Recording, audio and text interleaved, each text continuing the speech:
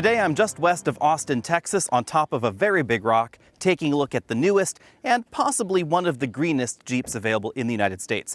The all-new Jeep Wrangler 4xe. 4 stands for four-wheel drive and E stands for electrified because this is a plug-in hybrid. Although technically not Jeep's first plug-in hybrid, this is the first plug-in hybrid from Jeep that you can buy in the United States.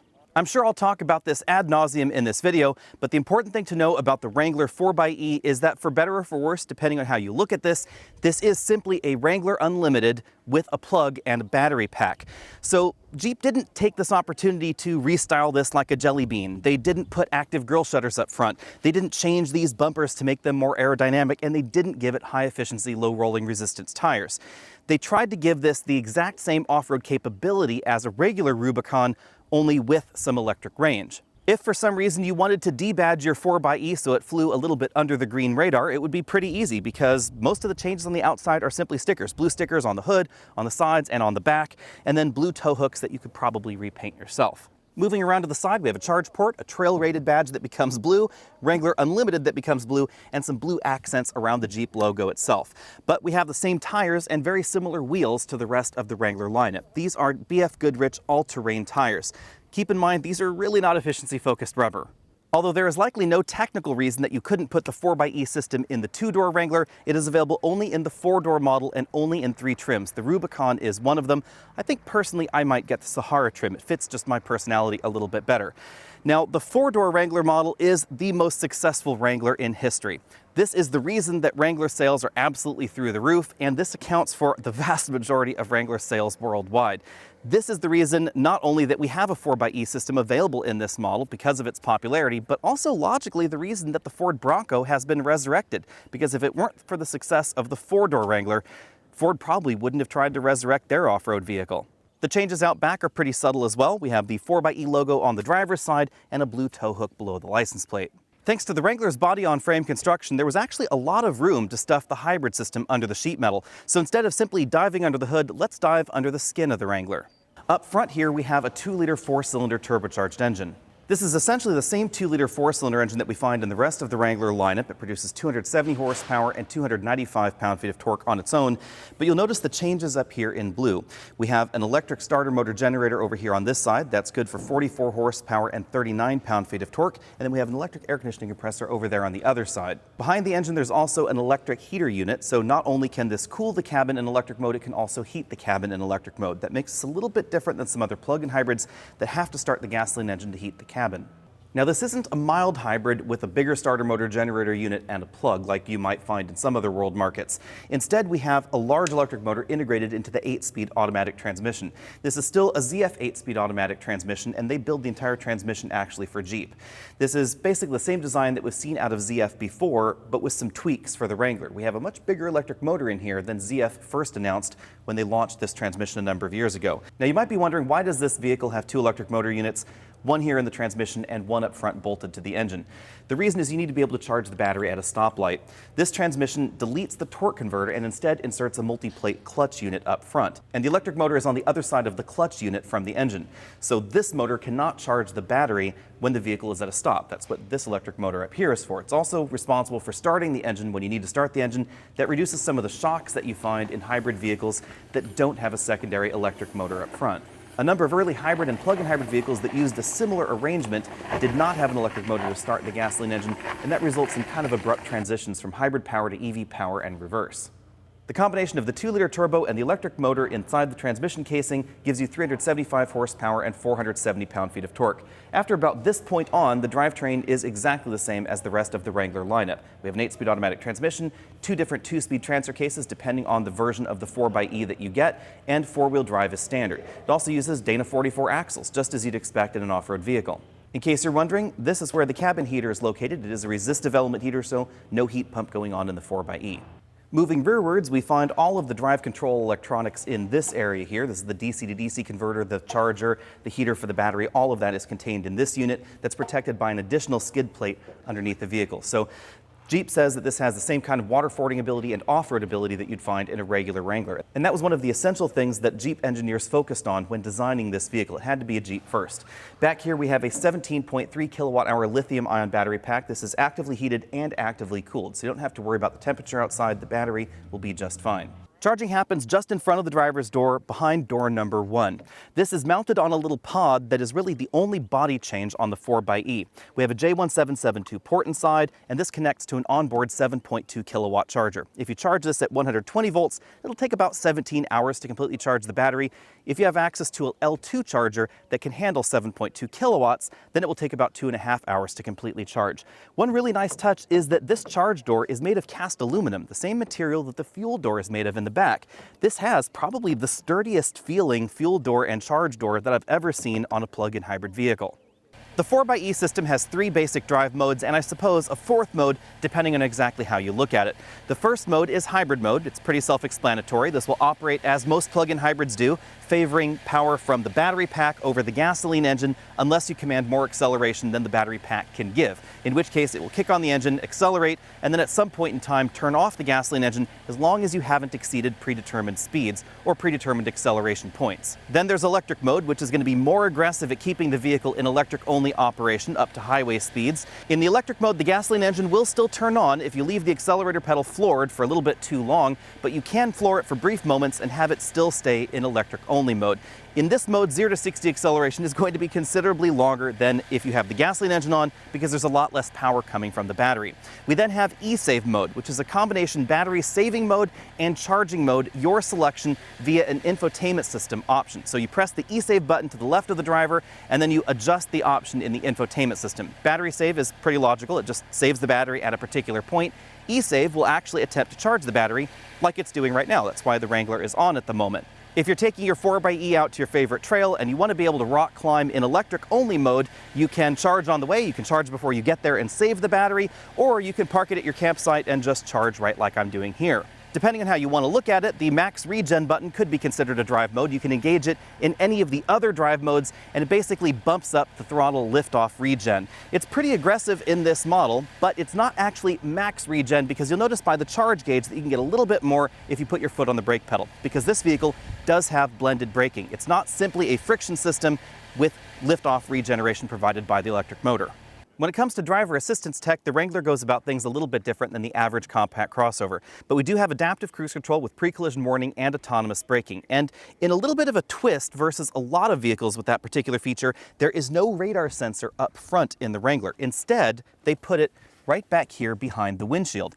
And it's not a part of the windshield, it's not attached to it. So you can still fold the windshield down and the radar sensor will still work. That may sound like a minor difference between other vehicles on the market, but it's important to remember that if you modify the front bumper of your vehicle, if you put a brush guard or a winch or anything like that up front, it can interfere with the way a radar sensor works in most vehicles. However, if it is located behind the windshield, you're unlikely to do too much with the windshield other than drop it down, so the radar sensor should function just fine in this vehicle, even if you've added aftermarket brush guards, headlights, auxiliary lights, winches, any of that sort of thing to the front bumper. Front seat comfort is essentially the same as any other Wrangler. I would definitely suggest spending enough time in a Wrangler before you buy one to decide if these seats are right for you. We have an adjustable lumbar support on the driver's seat, but this is a manual design. So we have a manual slide, manual height adjustment functionality, manual lumbar, and manual recline with a little piece of webbing right there. If you spend a lot of time behind the wheel of your vehicle, I might suggest other Jeep models for front seat comfort before I suggested the Wrangler. As far as Jeep models go, these are probably the least comfortable seats in the lineup. Rear seat comfort is pretty comparable to the non-hybrid model of the Wrangler. The rear seat design changes a little bit because I'm basically sitting on top of the battery right now. In fact, if I were to lift the seat bottom cushion up, you would see the battery underneath the seat. But I still have a reasonable amount of headroom, about 3 inches if I sit upright right here. And really the only thing that's going to impact rear passenger comfort are the beams right here for the safety cage in the vehicle. We have a large one right here in front of the rear passengers. If you are a little bit taller than me and you lean forward, you might end up bopping your head on that speaker right there. But it's not too intrusive as far as the rear bar and the side bar goes.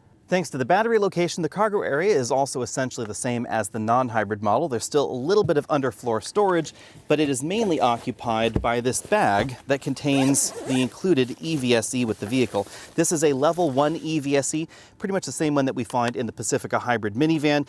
It will charge the vehicle at about a rate of 1 kilowatt, so it will take approximately 17 hours if you choose to just use the one that comes with the vehicle. Also under the load floor, we have some handy areas where you can keep your roof screws, your windshield screws, and of course the screws for the door hinges. Let's take a quick spin around the interior. This is the radar module that I mentioned earlier, just behind the rearview mirror. We have the buttons for the built-in telematics system. The model I spent most of my time in today has this multi-panel hardtop. We have one large section back there over the rear, and then we have these two removable panels over the driver and front passenger.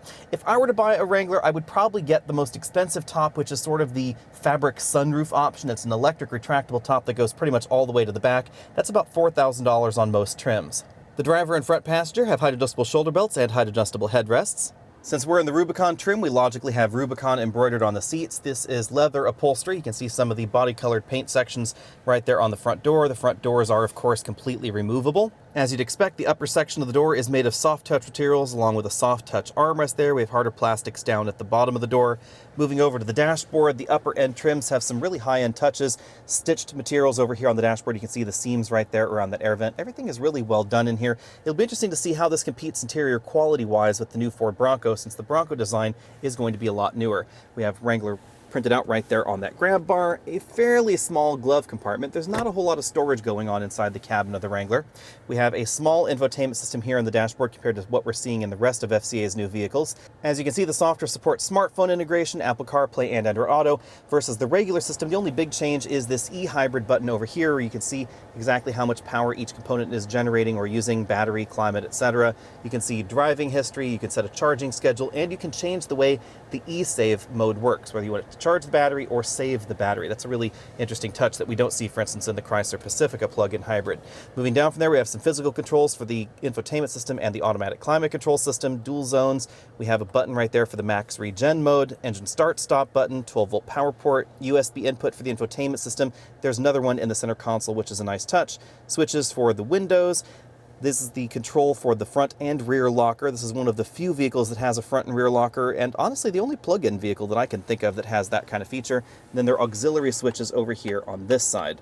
The shifter is a pretty conventional console shifter with a Jeep on top and a red button to engage it. There's a manual mode, as you can see right over there on the left side. This is the control for the four-wheel drive system. We have 2 high, 4 auto, 4 high, neutral, and 4 low. So this also has neutral. If you want to tow behind a plug-in hybrid vehicle, this is going to be one of the few options. Again, we have a handbrake right there, 2 large cup holders, a place where you can keep your keys so that way it doesn't get lost in off-roading, a softly padded center armrest that opens to reveal a small divider section. This is big enough to put the tool kit that you can use to remove the top, windshield, doors, etc. And if we open that further, we find a second USB port and a small storage area where you can keep your smartphone and other knickknacks. As you'd expect, the instrument cluster has been tweaked for plug-in hybrid duty since we're in 4 low. That's why we have the collision warning off icon right there. We have a fuel gauge, battery level. You can see 18%, 4 miles of range right there.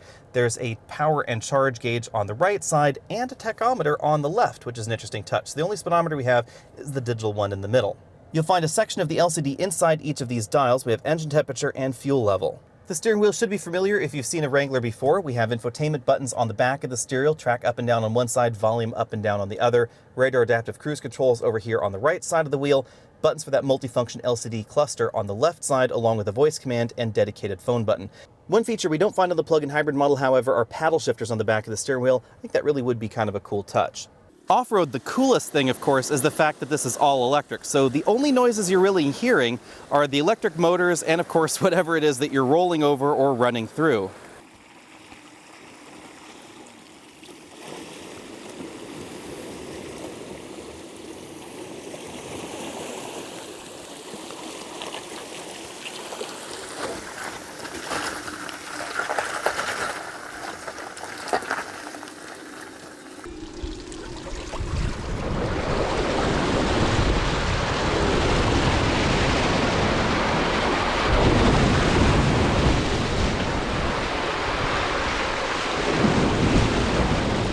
Obviously, one of the big advantages of having a big, powerful electric motor directly connected to the wheels is that you can drive off-road in pretty much most of the situations just using the electric motor like this.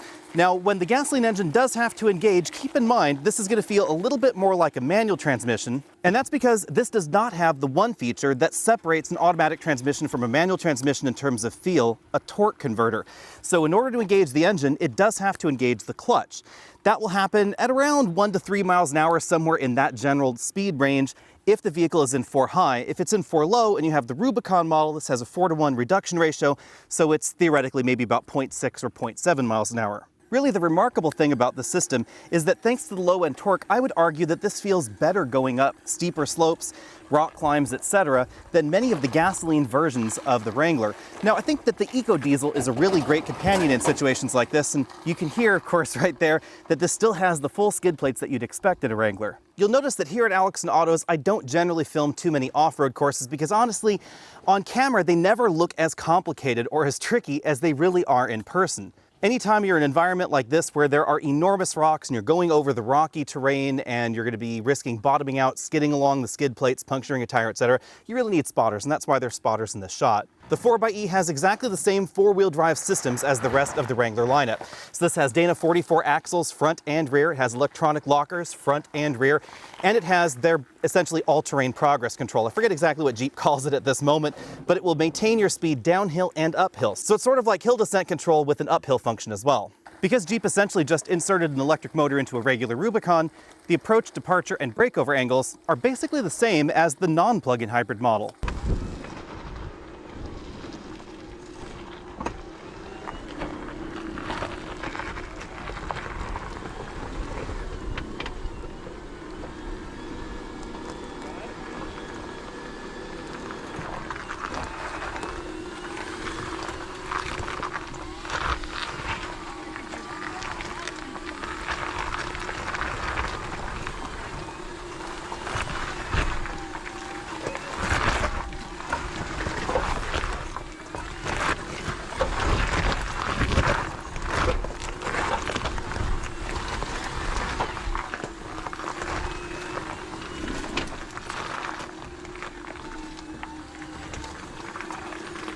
The one major difference that some of you might be concerned about is the weight penalty. This weighs about 5,000 to 5,200 pounds depending on the options that you select. So this is one of the heavier versions of the Wrangler. But as you can see, with unchanged approach, departure, and breakover angles, it really doesn't have a problem going down slopes like this. One of the advantages to the plug-in hybrid design is that the battery pack is located essentially under the rear seats where I showed you earlier, and that means that this has a slightly better weight balance than some other Wranglers, which definitely have more weight up front, especially if you're taking a look at something like the new 392 model.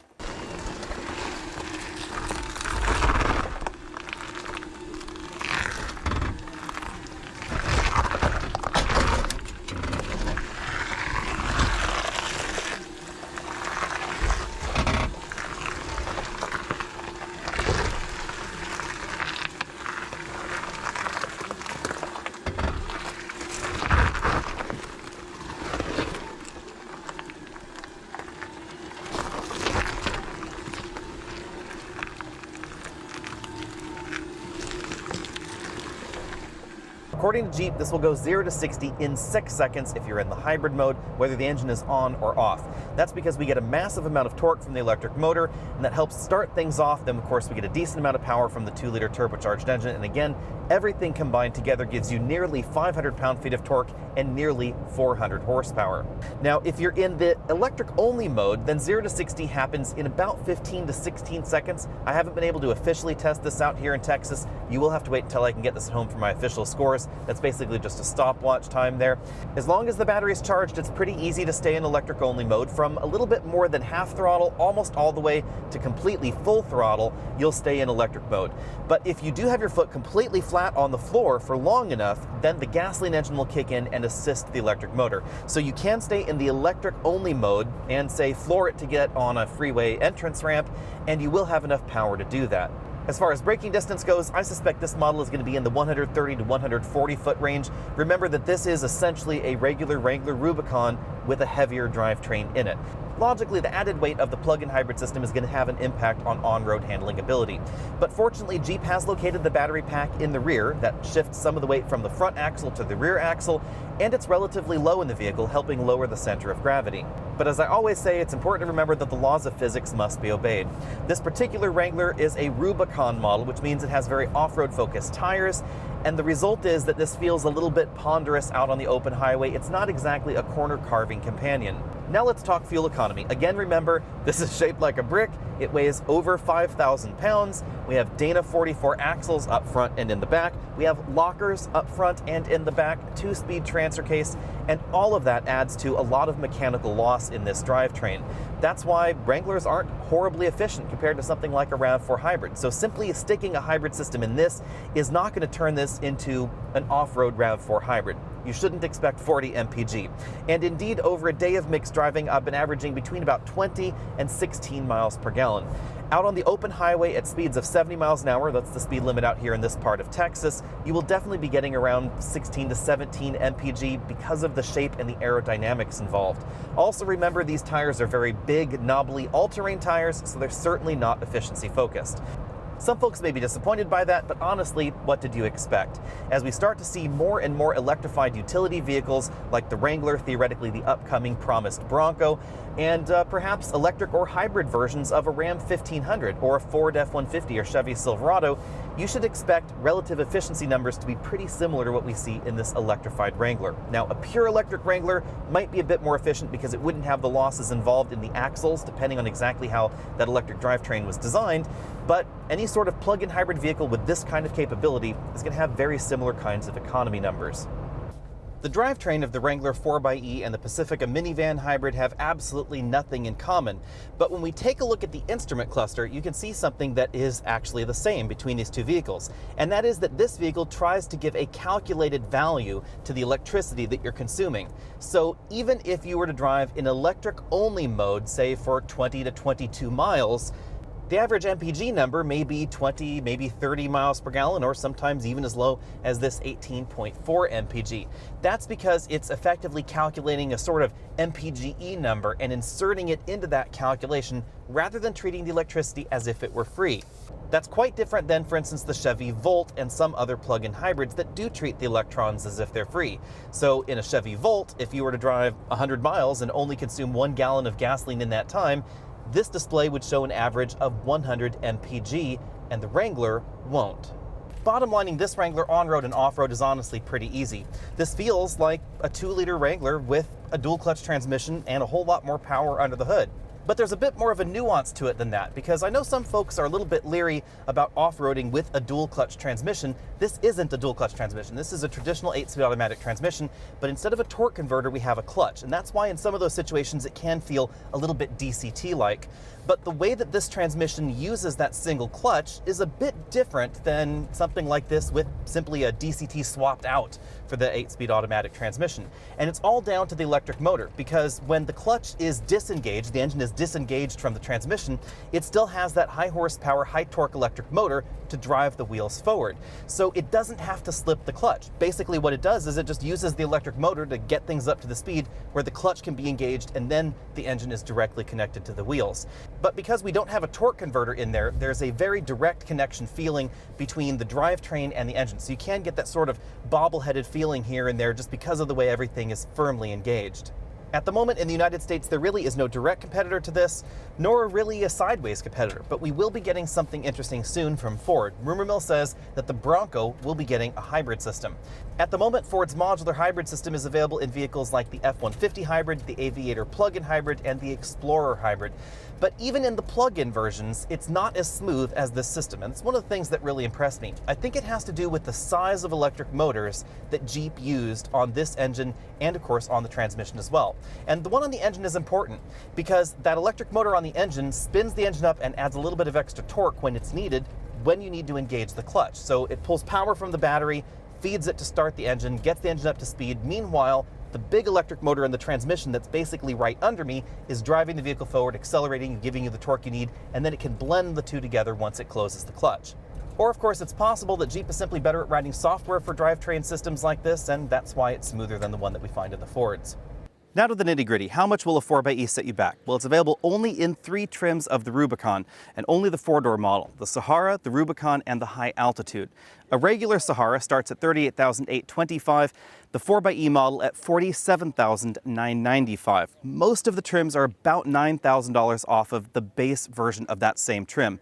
Now, it's important to remember that most of those base versions have the 3.6-liter V6, not the 2-liter turbo, so this does upgrade you considerably in terms of power versus the absolute base version of the same trim. It's also important to keep in mind that there is an available $7,500 federal tax credit. Be sure and check with a tax professional to make sure that applies to your situation. It comes off of your tax liability to the federal government, so if you don't pay at least $7,500 in federal taxes, that discount is not going to be the same to you. The Rubicon model started at $42,375. This trim right here started at $51,940, but this has a ton of options on it, and this particular one is about $60,000. The High Altitude starts at $53,815 and will end right around $62,000, so the Rubicon and the High Altitude will end at almost the same price. Keep in mind that states like California have an additional tax incentive available at the time of purchase. It's about $1,500 off, and some states will allow you to drive all on your own in the carpool lane, states like California, as a matter of fact. Now, I'm not going to get into the sanity of driving a 20-mile-per-gallon plug-in hybrid with a short range in a carpool lane, but if I were buying one of these, I would certainly get the stickers and do it. Because of the explosion in Wrangler sales over the last few years, we have a ton of engine options for 2021.